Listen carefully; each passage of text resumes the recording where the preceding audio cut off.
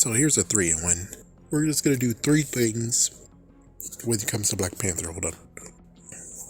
Let's go with number 1, which is the Queen's death in Wakanda Forever. I think I was still shocked to the point where that death didn't matter because I was numb. Because as soon as they were like, oh, T'Challa's dead, it was really kind of numbing. The point that the second death really didn't matter because, well, you already had one death in the freaking damn movie. It was kind of numbing. I guess I have to see it like 2 or 3 times for it to really hit, but for me, it was just total bullshit to the point where it's like, anything else you do, any other character you kill can't actually top, not recasting. 1 second. More so, you had an out. You had a freaking out, and what's even funnier, you have a stream super out now. T'Challa got ill by something. I would prefer something in the water. Who in the movie actually can do something with water? 2. Does Queen Wanda actually have to die in the movie? No. She could have stepped down. She could actually have taken a relaxation. She could have not have to die. More motivation for Shuri to actually get pissed off to kill Namor, whatever. Namor reveals as he actually took down Ironheart and soon to be Ironheart and Queen Wanda is that he poisoned her brother. If he poisoned her brother because, well, look what the people are freaking doing. They're looking for freaking vibranium and they're coming to his doorstep without any freaking permission. So because of that, why wouldn't he do it? Why wouldn't he really do it? And heck, we could even had a conversation where it turns out he did actually talk to T'Challa. And the talk didn't go too well. And T'Challa was like, yeah, I don't really want to actually deal with this. It's like, I don't want to deal with this. I really don't. You're not my people. I care about Wanda. And that is when Namor's like, oh, I see how it is. So if you're going to be like this, then I guess we can have a regime change. And the next person that will take your place will most likely listen to me. Case closed. It's solved. There you go. But they didn't do it. Okay. Number 2 is Shuri and the post-credit scene that is after the credits or ends credit scene. Ends credit scene, chances are, is Black Panther will return or Chadwick will be remembered, some kind of crap like that, no offense. And they could have just come with this idea.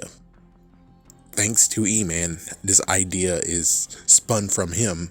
And I'm like, this could be working. And plus, Marvel Studios basically said that they would love to do Marvel one-shots again. So here's your chance to do it.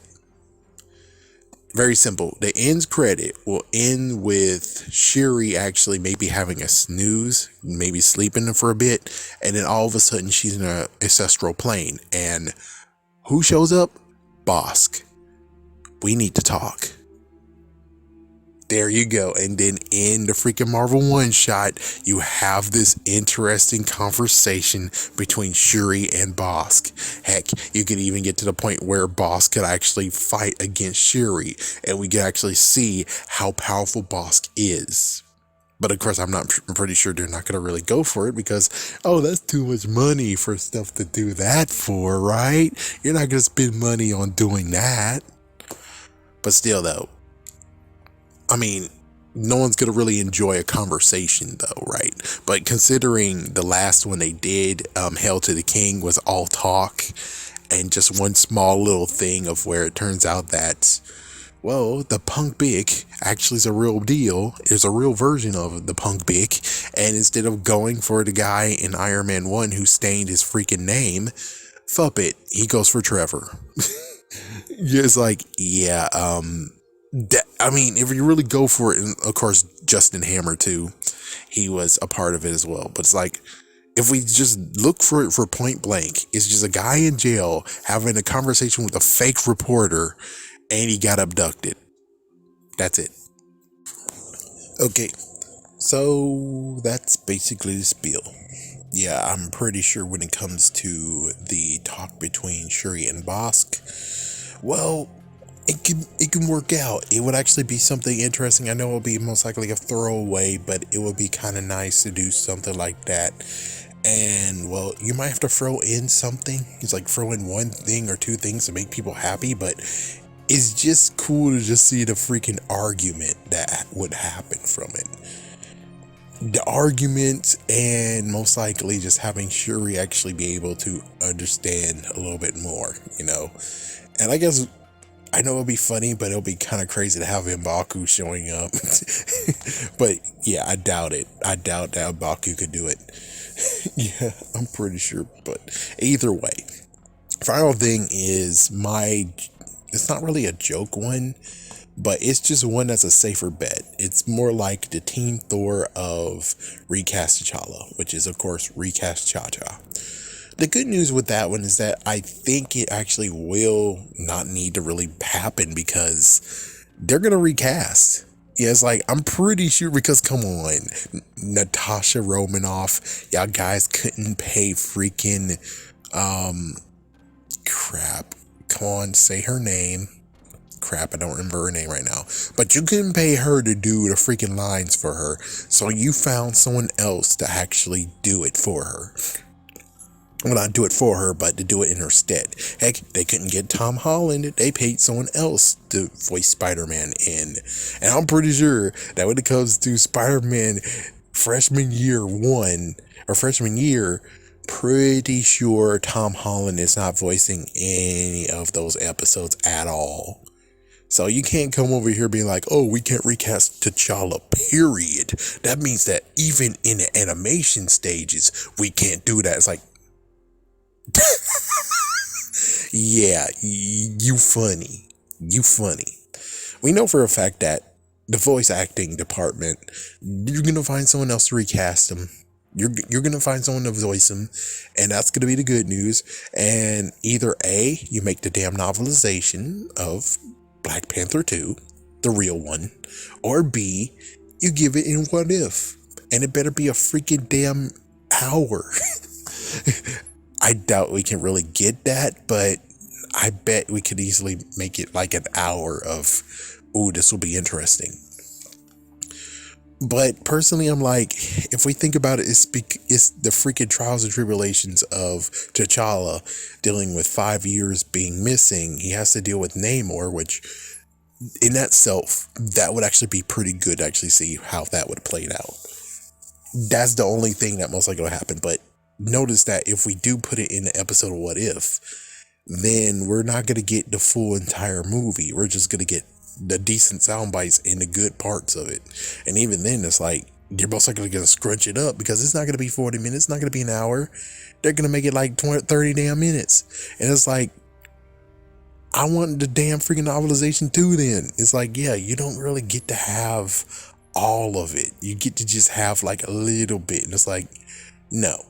So the good news is that I'm pretty sure a safe bet is that they're going to recast Cha-Cha at least. So we're going to get more of Star-Lord T'Challa.